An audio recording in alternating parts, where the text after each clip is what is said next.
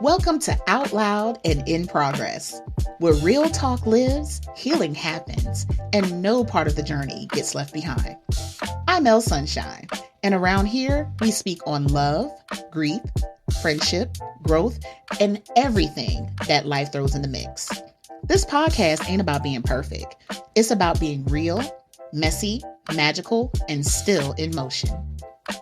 And sometimes we're going to do some laughing, some learning, but I promise to always be transparent with you and keep it real. So whether you're unfolding, unlearning, or just trying to hold it together, you do not have to do it alone. You can do it with me, Leyah Sunshine. So let's get into it. Laughing through the lessons, growing real fast. No fake pop, just heart and finesse. Killing ain't linear, but we still say yes. We moving forward, flaws and all.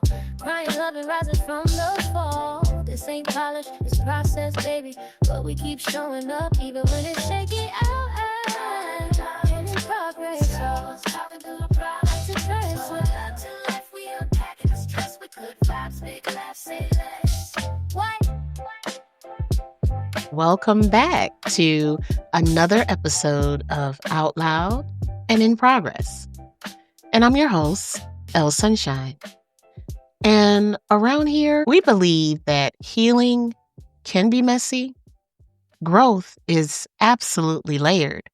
And sometimes the most powerful thing anyone can do is say, hey, I'm still figuring it out. And in today's episode, it actually hit really, really deep for me. Because we're going to talk about something, and it may even hit deep for you and for anyone who's ever loved too hard, explained yourself way too much, or you've tried to control a relationship that was slowly slipping through your hands. But we're going to also zoom outside of that, because control just doesn't show up in love or our romantic relationships. It can also creep into our jobs, our friendships, the way we parent, and even our day-to-day routines. So the title of this episode is Say Less, Feel More. When trying to control everything leaves you with nothing. So let me ask you something real. Have you ever found yourself trying to manage love? Like, not just being in it, but trying to control the tone, the timing, the outcome, as if you could finesse your way into feeling safe. Guess what? I've been there. I've been the one sending the long texts that are as long as a book. I've been the one rereading messages, making sure my tone didn't come off as too much, or looking at the read receipt and getting anxious when they don't reply back. I've also been the one trying to predict the next argument before it even happens. And finally, I've also been the one explaining my pain in paragraphs, hoping that that person would finally get it, finally feel how I feel, finally understand my point of view and perspective. But the truth is, when you have to beg someone to be understood, you're already giving way too much. And when you try to control a variable, try to control love, try to control a relationship, try to control a friendship, all you do is exhaust yourself physically, mentally, emotionally, and at times even spiritually.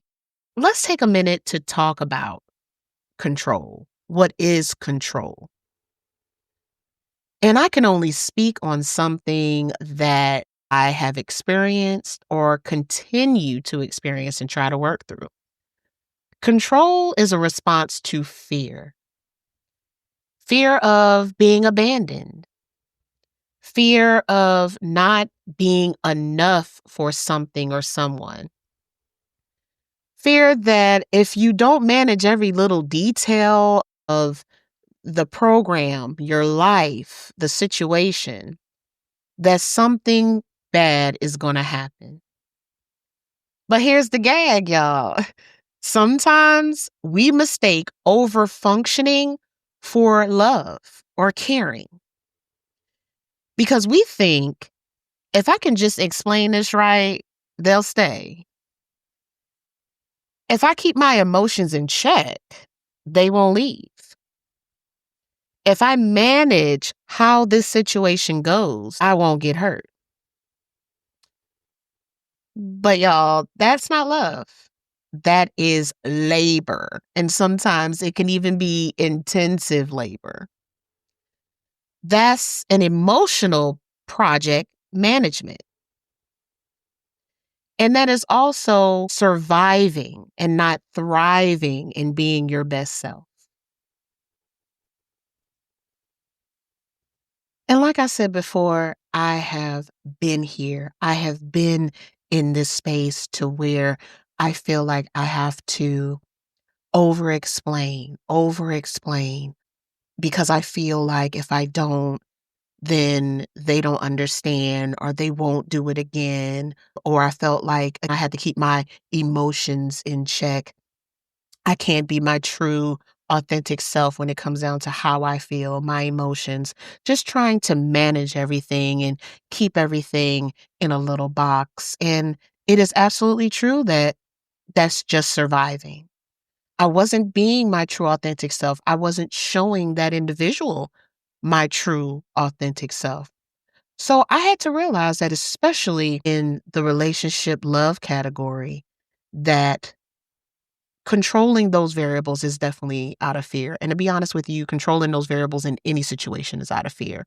But for this, it's about fear of losing that person. Fear if they know exactly what's going on and who you are on the inside, that they'll leave.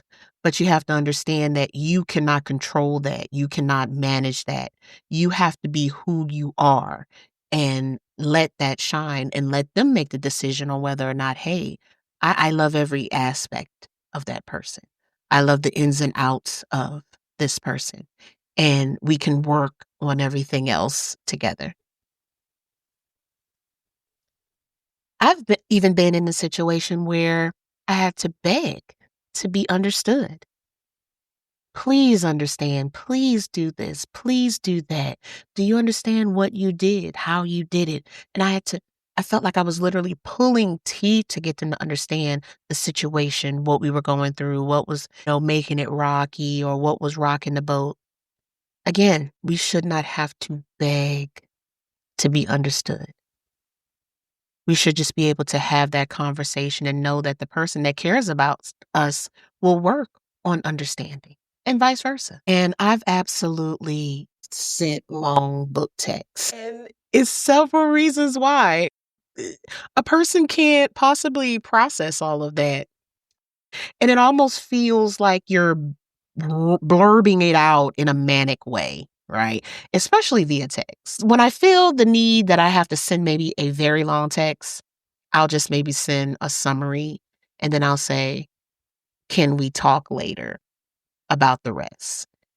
Because sending books in a text message, that's really not what it's intended for. Text messages, if you think about it, at least back, and I might be showing my age, but way back, you couldn't even, if you wanted to send a long text message like that, it would take you an hour because you were pushing one button to do several letters. Texts aren't really intended for that. It's intended to send short little things and updates and maybe one paragraph at most. But when you send a whole bunch of stuff at once in one paragraph, think about it on the other end. That's a lot to process. And then not only that, when you send it in that way, you're basically leaving it up to the interpretation of the other person. They can't hear your emotions, how you sound, your inflection in your voice. They don't know what place is coming from. So it's probably best when you have a whole bunch to say, to just say a little and just ask if you can talk later Are you available? When are you available? Because it definitely does not always translate well to the other person. So let's shift gears for a little bit because this is not only used in the romantic realm. Some of us are out here trying to control everything: our job environments, our friendships, our family conversations, even how the whole group trip goes down.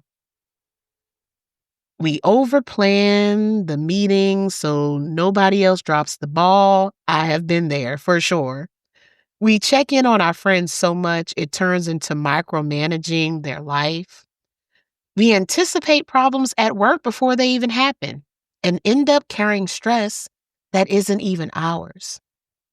Here's what I've learned: the constant need to control everything will have you living in fight or flight mode 24/7. Your nervous system doesn't even get to rest when you do this because you're always on the lookout for what could go wrong. And over time, it's just exhausting. And it's not just exhausting, it can be harmful. I've been that person where I overplan a meeting or a party. And this is a perfect example because my 25th wedding anniversary is coming up. And I wanted to do something small because it's also my husband's birthday. And I normally make his birthday the priority, but this time I was like, okay, maybe we can try to mix it up and do anniversary birthday. Invite his siblings, close friends of mine, some close family, and do a little something at our house. But how I always do, because I want to impress, I want to put my best foot forward, I want people to have a good time. I want them to be like, "Oh, Sunshine, this was wonderful. The food was great. You were a great host." I tend to overdo it. I say, okay, we're only going to have this, and this. And then it starts growing and growing and growing because I want everybody to be satisfied and I want everyone to be fulfilled. So that goes into over planning. I over plan everything. But in my life, I'm learning to scale back a little bit. Now, don't get me wrong, because it's in me, I'm gonna always wanna overplan right from the jump. But I have to tell myself, "Okay, don't overwork yourself. You won't be able to have a good time. It's your anniversary too." So just scaling back a little bit, making sure the essentials are there, and also not being afraid to ask someone to help. I did have, one friend that asked, "Is there anything you would like me to do or bring?" Honestly, that is such a relief. It makes you feel better that someone wants to help instead of you having to ask for help, because I struggle with that too, and maybe that might be a good podcast, for another time to actually talk about, like, the struggle for asking for help because you feel like you can do it all. With my work, if you're a supervisor or a manager or even just a person that has a strong work ethic, you can tend to take over and want to do everything in everyone's job. And that can also stress you out too. So you need to let that go as well. Again, something I'm learning because I cannot do it all. I don't want to be in that fight or flight mode 24/7. And then talking about your nervous system, like, it's times when I can't sleep because I'm thinking about something that I need to do or something that I need to plan or a, work meeting that I need to present at. Constantly, if you're that type of personality, this can get rough. But just taking a breath and know you got it. Plan your work, work your plan, try not to stress, try not to overwork yourself, and don't be afraid to ask for help. And if people offer to help you, don't be afraid to take that help. And I even remember at a time when I would take on all of these things, and then when it was over, I was so exhausted, my body, my mind, everything, and then I would complain. But to be quite honest, I can't depend on everyone else to pitch in when it's something I'm doing. Now, even though that is my personality, if I'm somewhere, I'm going to ask to help pitch in clean up, right? But I can't impose that on them. So I would complain and then I would sit and wonder, okay, why am I feeling this way? Honestly, I put myself in that mode. So I've been avoiding putting myself in that mode for a while now, and I'm actually in a better headspace. So now that I'm talking about my personal stories about having trouble with control and letting go, I'll be a little more real with you. My own control comes from a mixture of things: anxiety, wanting to help, or just plain old thinking, I can do it better. And this is me being out loud and in progress and transparent with you guys. I do suffer from anxiety that came from a situation that I'll bring up in another podcast because it is a big topic that I want to cover. And so ever since then, I've been having struggles with anxiety, feeling anxious about things and how they're going to turn out and what's going to happen. Even anxious thinking about my health, my family's health. Sometimes that can make me anxious and give me panic attacks. And I've learned to turn my brain off, take deep breaths, and work through things. So I have been doing a lot better in the anxiety department. And then the kind of person that I am as well with other situations, I just want to help and I just want it to turn out great for you. I want to lend that hand and help out and extend myself. But then also in that area, I realized that I was maybe over helping and overextending myself. So now I do cut that down to only the people really that I know are there for me and that would help me and come through for me when I need them. But then I also fit in other things that I know just in my heart and mind that I need to help regardless. But I would just overextend myself for everything. And it just was not healthy for me. So I have been working on that as well. And just thinking I could do better. Well, I'll talk about this for a second because, again, this is out loud and in progress, right? So we're going to be real with each other. I would go to functions. So let's say a function starts at 6 o'clock. Back in the day, I would get there right at 6. Nothing's ready. Nothing's cooked. Nothing's set up. Nothing is, right. And so I would get up and help and set up and start cooking and doing things and cleaning.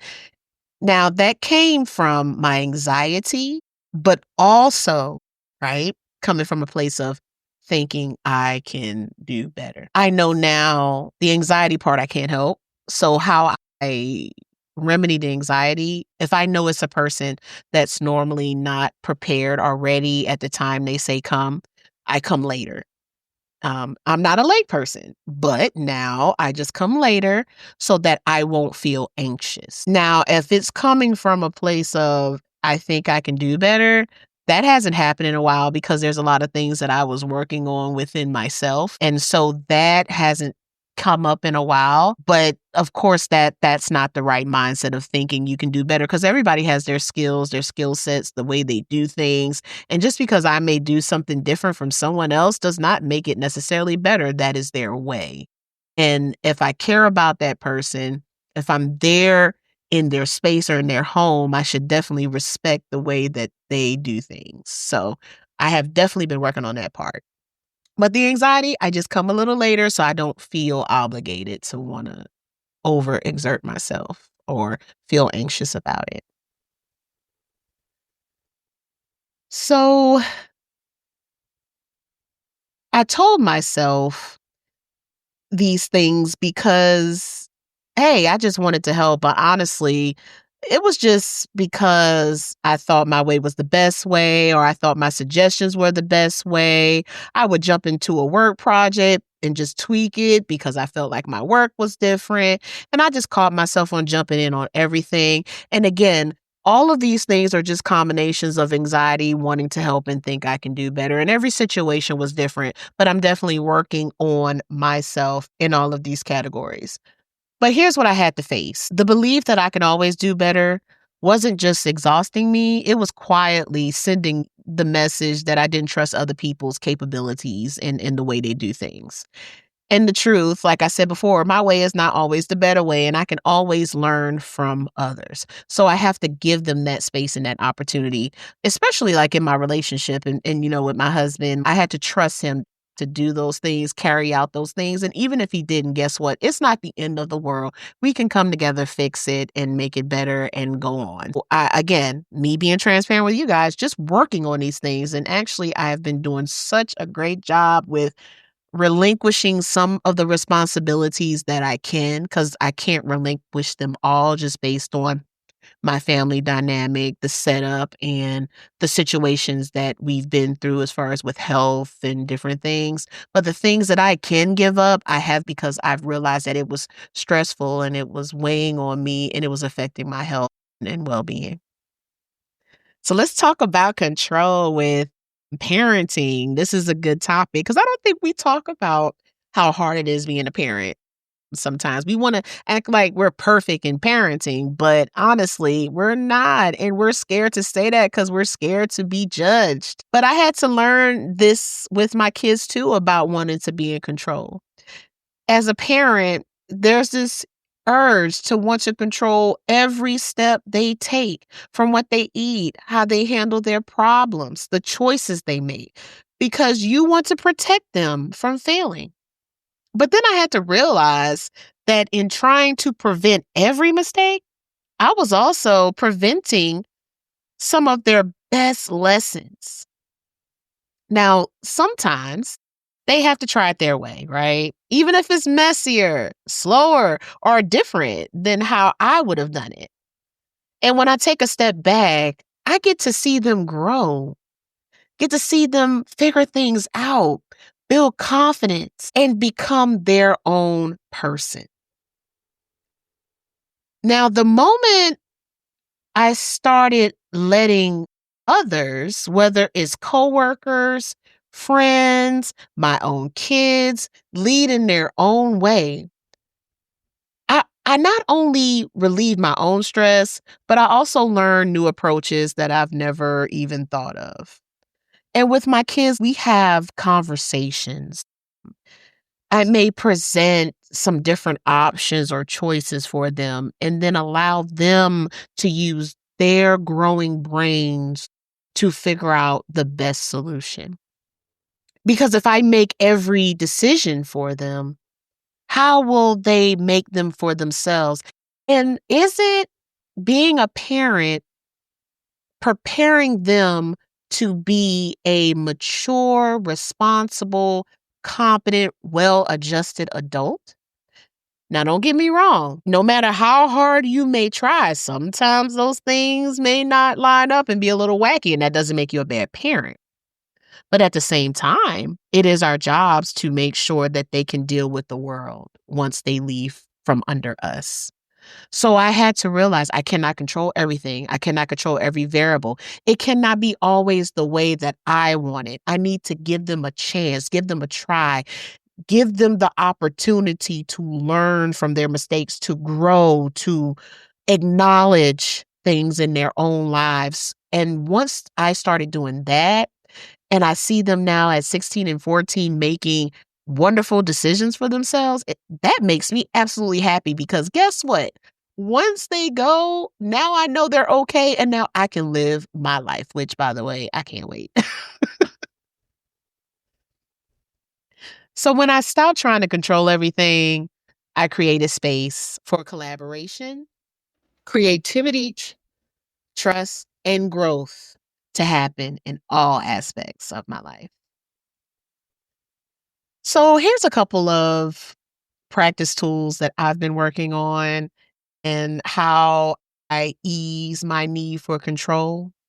So here's a few things that I'm working on for myself, and maybe this may help you and apply to your situation in your life too. Check your what if thoughts. If you're constantly playing out the worst scenarios in your head, pause and ask, is this actually happening or am I rehearsing fear? Now, I am the type that wants to prepare for the worst. But if it's constantly playing out, then I do need to sit back and check myself. Loosen your grip on outcomes. Let people show up how they choose, not how you've scripted it in your head. You are not in control of everything. Delegate and trust. This is the hardest one for me. Whether you're at work, at home, or with your kids, give someone else the reins. Let them handle it in their way, even if it's not your way. This one is so hard for me. But again, I am using the tools and working on it so that I can alleviate my stress and allow others to grow. Build in stillness. If your life is scheduled down to the minute, give yourself 30 minutes with nothing to control. No calls, no planning. Just be. And people that know me know I am a planner to the T. If we go on vacation, I used to plan every minute. Okay, we're going here. Okay, we're going to do this, and this. And it came from me wanting to make sure everything goes right, wanting the control, and also my anxiety, right? Wanting everything to go great. And I don't want to be like, oh my God, what's going to happen? What's happening? But again, I had to realize I had to be still. Now what I do, we go somewhere, I may plan something, like if we go 5 days, I'll plan something for 3, like one thing for 3, and then allow whatever they want to do for the other 2. If we get together and do nothing, fine. If we don't get together and go all our separate ways, that's fine too. But now I'm just working on not trying to control everything based on my anxiety and wanting things to go without a hitch. Let it be, sis. That's what I tell myself. Let it be, bro. I'm telling you, let it be. So finally, ask yourself, is this mine to hold? Some things aren't even your responsibility. Let me repeat that again, because I got to do this for myself too. Some things aren't even your responsibility. Put them down. I had to learn that. I'm like, why am I concerned about this? This is not even concerning me. It has nothing to do with my life. If it goes up or down, it does not change whether my personal life goes up or down. So why am I stressing? Again, it was about control. It was about my anxiety. Let it go. Put it down. Let them deal with it if it's stressing you out. And I'm going to run through this part real quick because I think I kind of touched on it earlier. Over-explaining as control. The urge to over-explain is another form of control. Some of us don't know how to just say, I'm okay with that, and leave it there. We write full essays to justify our boundaries, try to soften our truth so it won't upset anybody. But here's your permission slip, okay? You do not have to hand your heart to someone in paragraphs just to be respected. Sometimes the most powerful thing you can say is absolutely nothing. Sometimes take care is all the closure you'll ever need. And sometimes silence is the statement. That last one, I had to work on that too. Taking just a minute, silence, instead of just trying to talk, over-explain. Hey, justify. No, sometimes you just need a beat. Take a beat. Silence is golden, and it'll be okay. I know, us anxious people, I know that doesn't always work, but guess what? It's going to be okay. It's going to turn out just the way it's supposed to. So let me leave you guys with some questions for yourself this week. Where am I trying to control something out of fear? What relationship, friendship, or situation am I trying to manage that actually needs to end? What would saying less protect me from? Where can I loosen my grip and trust the process? Can I leave the story with grace without making someone feel like the villain? Think about those questions. So here's the truth, fam. Sometimes you say less, not because you're cold, but because you finally learn that peace is too expensive to negotiate. Trying to control everything, whether it's in your love, your friendships, your job, or even your kids or family, it will drain you. It will stress you and keep you living in a state of constant tension. When you loosen your grip, you make space for trust. When you step back, you make space for growth, yours and theirs. When you stop trying to manage every outcome, you realize the world does not fall apart just because you're not holding all the strings. And here's the part nobody tells you. Letting go doesn't mean you stop caring. It means you stop carrying the things that were never yours to hold in the first place. It means you give people room to show up in their way, not just the way you scripted in your mind. It means you let yourself learn from others instead of convincing others you can always do it better. So, say less, trust more. And remember, sometimes silence is the love letter you write to yourself and the invitation you give to the world to meet you where you are without having to control the whole entire path to get there. Guys, thank you so much for holding this space with me today. If this episode stirred up something in you, go ahead and send it to someone else who's learning how to let go with grace. Please follow the podcast, leave a review, connect with me on all socials at Out Loud and In Progress, or you can even follow me at Leyah Sunshine or Sunshine Project 2.0. We're all growing, we're all healing, and we're out here doing it loud and in progress. Until next time, remember, say less, feel more, and keep going. Bye. Thank you for listening to Out Loud and In Progress with Leyah Sunshine. If you enjoyed our podcast, please follow us on all social media platforms under Out Loud and In Progress. If you would like to make contact with us, you can email us at outloudandinprogress@gmail.com. Thank you so much for listening.